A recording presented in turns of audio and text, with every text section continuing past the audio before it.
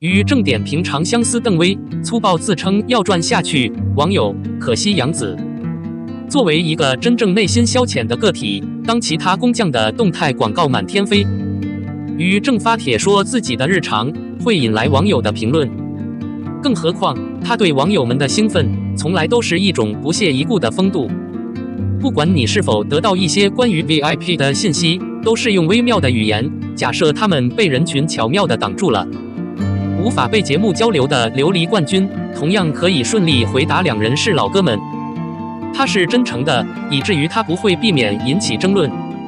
在前段时间组织了发送动态现金更新的场合后，又一轮的答案将其送出圈子。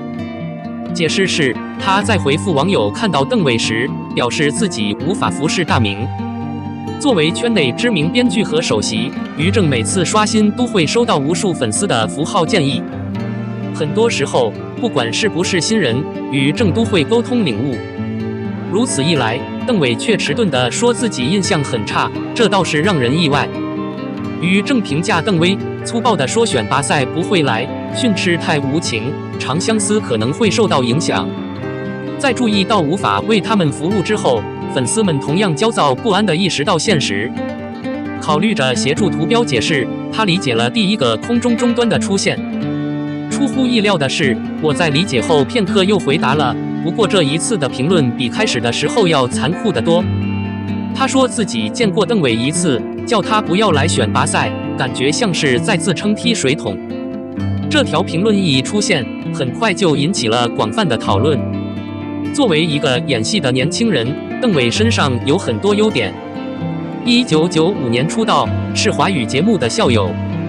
然而，直到2000年玉龙送走后，他才正式进入媒体。尽量不要看玉龙随之而来的非正式后果，这两者都没有达到假设。当他是根据当时没有沟通的情况来决定时，第一个游戏 IP 有严重的基地实力，两个驾驶艺人之一是嘉兴华丽，一个是道明圣域的新形态，估计是要火起来了。能有机会参加这样强队的初赛，邓威的资产并不可怕。更何况他个人也非常的活泼，虽然伪装的是男配。尽管如此，他凭借迷人的外表和脆弱的执行力，使自己出名。从那时起，从 Waiting Purple 到 Sauvignon Blanc， 他逐步进入了剧集创作。更重要的是，我得到的角色既友好又疯狂。在《长相思》中，与对手戏耍的艺人杨紫，在剧中更是甜蜜的权威搭配。两人的混搭还没等戏播完，就已经被围观了。沉香如出一辙的结局说明，杨紫的表演能力是非常强悍的。有人可能会说，只要这些剧在下一年，1995年后，邓伟无疑可以选择强势出圈，并可能尝试腾飞到另一个圈子里。然而，随着航站楼小而大的戏剧的开放，他自己的地位从悬崖上滚了下来。邓伟正评论拍戏照常辱骂，网友对杨紫感到沮丧。候机楼事件初露端倪，邓伟被人讥讽名气不高，却摆出一副偏大的姿态。在粉丝制作的解说视频中，作为一个工匠，邓伟为了他的利益，经历了无尽的言语尴尬。数数却不限于嘲讽他的容貌，故意制造怪异的骚动。所以邓伟到底是不是在演大牌，还是需要考虑的。再者，揭开他的于正，虽然大家都自觉地称他为导师，但他的网络地位却并没有那么真实。在没有一丝可验证的前提下，最终大众对两人的评价还没有隔离出冠军。至于邓威的地位是否会影响到长相思的传播，这就是以后要发生的事情了。从《绿家游记》的传播到沉香式的小菜一碟的限制性，这2年多来，杨紫无疑是有些不幸的。在这一次发生邓伟事件的时候，大家都提前合理的承受了压力。然而，这不是他判断他的对手如何的地方。一个艺人最重要的是演戏，而长相思的最终成果其实是靠不同制作人的努力。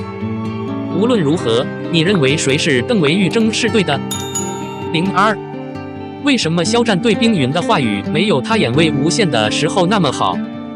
既然大家都喜欢肖战饰演的魏无羡那张萌萌哒的照片，就不能承认严冰云的病毒图。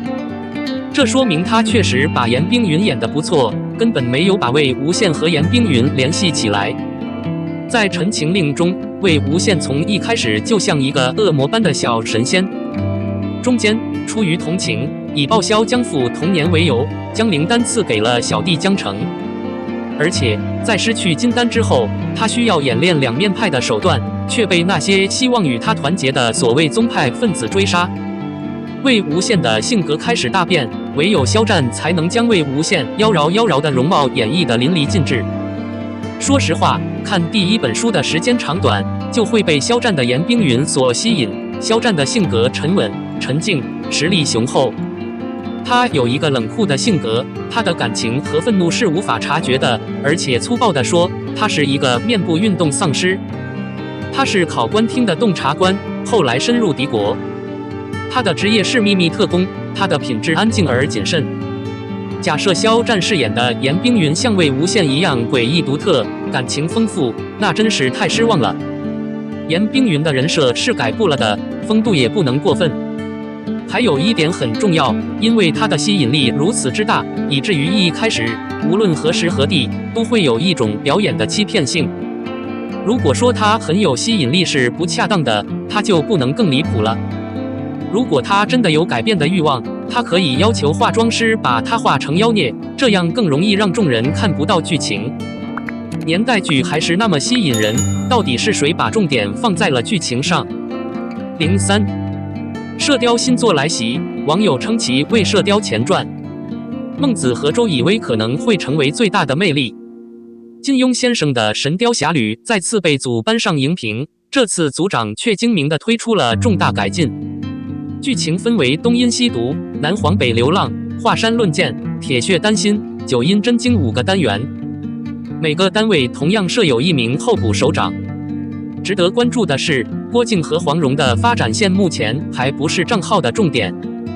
东方黑手、西方毒物、南方统治者和北方流浪者的超凡脱俗力量的叙述已成为主要关注点，讲述了射雕前的战斗技法，因此被网友称为《射雕前传》。编剧按照这些思路来改造是个好主意。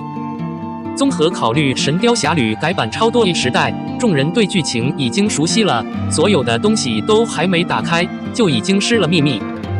比如李一桐的变种射雕，在众作中被认为是最理想的演绎，但效果并不好，应该说是很可口。这对于一个想通过金庸的肉搏表演来创造奇迹的组长来说，显然是不够的，应该是一种震撼。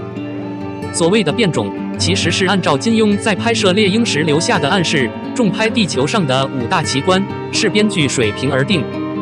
由此，周以威和孟子的故事脱颖而出。周一围在剧中饰演黄药师，几乎在每一个单元中都扮演着重要角色。他可以说是一个值得称道的男主。孟子最近在李一桐的《射雕》中饰演穆念慈，她就是后来的女主。这一次在剧中扮演梅超风真的是一件很辛苦的事情。梅超风的故事可以说是东恶西毒中最动人的了。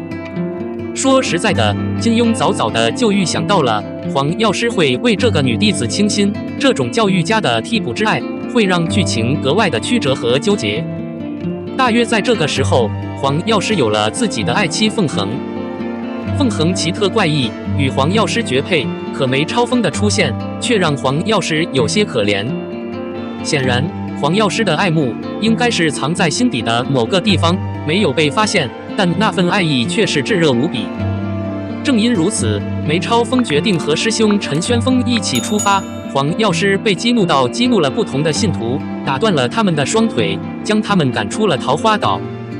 这也能说明，一向固执己见的黄药师真的让杀了自己的信徒陈玄风的郭靖成为了自己的孩子。总而言之，黄药师这个人非常考验演技。尽管周一围一直被网友评价为油腻，但他的油与黄晓明的油总归是不太一样的。数量，面对黄药师伸出的和平祭品，梅超风会怎么挑？耐人寻味。究竟是什么原因？他总算把各方面都比较优秀的古怪黄药师宁愿和陈玄风一起起飞了。黄药师的另一半冯恒是否扮演了关键变数，剧情有很大的发挥空间。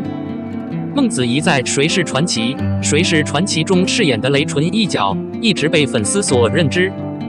这一次，考验性格和预感更加纠结的梅超风，可能会展现出更加精彩的演技和出众的职业。上一层楼。综合考虑，这部剧还是异常的有活力，要不大家多多留意。